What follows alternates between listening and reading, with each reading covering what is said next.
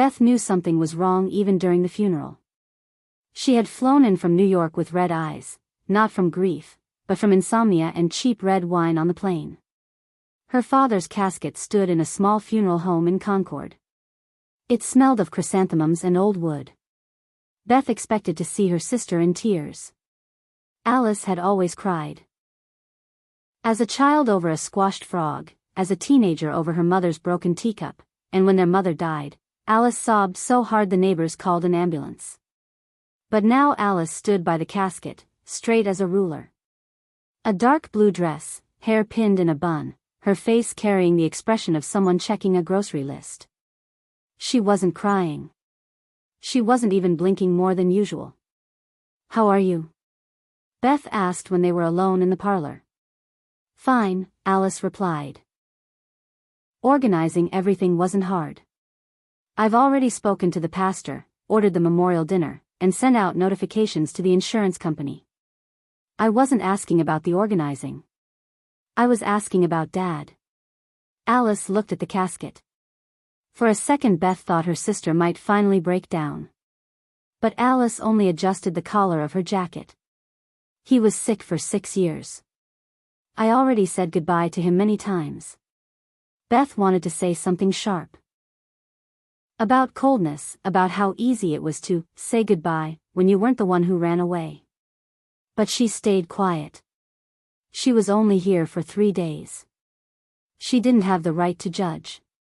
The first alarm went off when Beth saw the "sold" sign on the family house. She went there on the second day after the funeral, just to pick up old photographs. But in front of the brick facade where she and Alice used to play badminton, a blue real estate stake stuck out of the ground. "Alice, what's that?" Beth asked over the phone. Her voice trembled.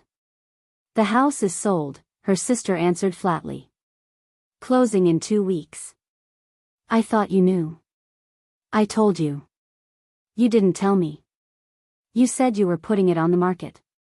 Not that you'd already sold it." "What's the difference?" Beth went inside. The house was empty, furniture gone, walls bare, only dust squares on the floor where sofas and chairs had stood. The air smelled of catnip and old books. She walked into the kitchen where her mother used to bake apple pie and opened the desk drawer. Documents. Folders. Receipts. And the sales contract. Amount, $312,000. Seller, Alice Morrison, by power of attorney from the father. Date signed, September 23rd. Father died on September 28th. "Alice," Beth called again, her voice no longer trembling but boiling. "You signed the contract 5 days before he died." "So?" "I had notarized power of attorney to manage the estate. He was in a coma 5 days before he died. The doctors said he hadn't regained consciousness since September 17th. Silence. A long, long silence, long enough for Beth to hear a chair creak on the other end of the line. "Come over tonight," Alice said. "We'll talk." They met in the empty house at dusk. Beth had brought a bottle of wine but didn't drink. She set it on the windowsill. Alice arrived in her gray Honda, wearing the same dark blue dress. Around her neck, their mother's pearls. Beth noticed immediately. "You're wearing her pearls." "She left them to me." Alice sat on the windowsill, crossing her arms. "She left them to the older daughter because she thought you'd stay and bury her. And I'd run away. And you know, she was right. But that doesn't mean you had the right to sell the house while he was still alive. The house wasn't alive anymore. Dad was a vegetable. Don't you dare call him that." "What else should I call him?" Alice raised her voice for the first time. 6 years he didn't recognize me, couldn't use the bathroom, screamed at night that someone was killing him. Mom died 2 years before his stroke. And I was left alone. You were in Paris, then London, then somewhere else. And I was here, changing diapers, feeding him with a spoon, fending off caregivers who stole his medication." Beth said nothing. It was the truth. A bitter, sticky truth she wanted to wipe off her hands. I didn't steal, Alice continued, quieter. I took what was rightfully mine. The house would have passed to me after Dad died, but that would have taken 6 months. Mike got into debt with that crypto stuff. The bank was about to take our home. I couldn't wait. You could have asked me. I would have helped. With what? Your basement theater roles? Or your postcards from Europe? Beth stood up. She wanted to hit her sister, but instead she just walked out onto the porch and lit a cigarette. The cigarettes ran out fast. She started chewing the filters. Alice came out after her. Stood beside her, not looking at her sister. I haven't slept for 3 nights, Alice said. I knew you'd find the contract. And I knew you'd hate me. I don't hate you, Beth tossed the butt away. I just don't understand how you can sleep at night. I sleep badly.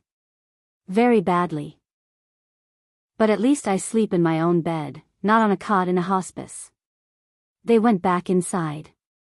Suddenly Beth remembered that in the basement, in an old box, there were videotapes. She went down, rummaged through dusty cartons, and found one labeled with a marker, Dinner, 2017. Does your husband have a VCR? She asked. Why? I want to see what we were like when we still talked. They watched the video on Alice's old Samsung that Mike had brought from the garage. The picture jumped, the sound crackled. A family dinner 5 years before their father's death. He was still lucid, joking, pouring himself whiskey. Their mother sat beside him, adjusting napkins. Alice and Beth on opposite sides of the table. Remember, their father said to the camera, laughing, how Alice swindled the whole church fund in school. Collected donations for a new altar, and bought herself a CD player. Their mother laughed. Beth in the video, still with long hair, smiled too. Never trust Alice with money, their father continued. That girl with 2 finance degrees could out-con any con artist. Dad, stop, Alice said on the recording. She was blushing but smiling.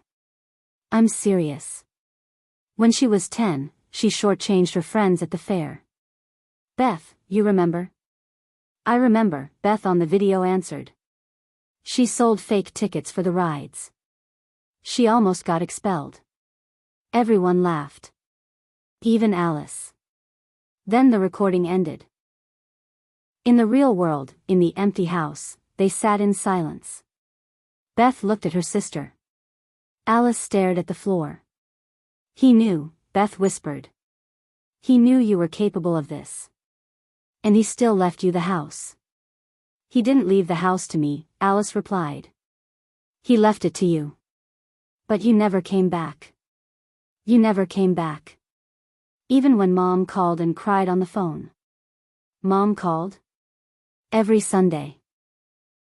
After you stopped answering her letters, she would call me and say, tell Beth that I forgive her. And I did. I lied that you said I forgive you too. But you never said it. You didn't even know. Beth covered her face with her hands. Her shoulders shook, but there was no sound. Why are you telling me this? She asked, her voice muffled. So you understand, Alice stood up. I'm not a monster. I'm just the one who stayed. And I have a right to that money. Because I paid for it with my life. And I paid with my conscience. Beth lifted her head. Her eyes were dry. And now we have nothing. No house, no parents, not even a proper fight after which you can hug and forget. Yes, said Alice. That won't happen. She took a folder out of her bag. Dropped it on the table. The letters you wrote to Mom. About the abortion, about how you hated her, about Dad being a tyrant. I kept them. Not for blackmail. Just in case. So you know. I have a weapon too. And if you sue me, I will use it. Beth picked up the folder, didn't open it. Held it for a moment, then put it back. I won't sue, she said. Not because I'm scared. But because Mom wouldn't have wanted us to kill each other over money. Mom wanted us to be happy, Alice answered. But we don't know how. They didn't say goodbye. Beth left the next morning while Alice was still asleep. Took a taxi to Boston Logan, didn't even look back at the house. On the plane, she opened her backpack to get her headphones and felt something crinkly. A pack of chocolate cookies, the kind Alice secretly ate at night, standing by the refrigerator. Beth hadn't bought those cookies. She didn't even know where they were sold. That meant Alice had put them there. At night. While Beth slept on the living room sofa. Beth took one cookie, bit into it. It was dry and overly sweet. Like childhood, like all their family dinners, like the love you can never get back but can never forget. She didn't cry. She just sat and chewed, staring out the window at the clouds. And in the empty house, already sold, though Alice still had the keys, her sister sat in their father's armchair.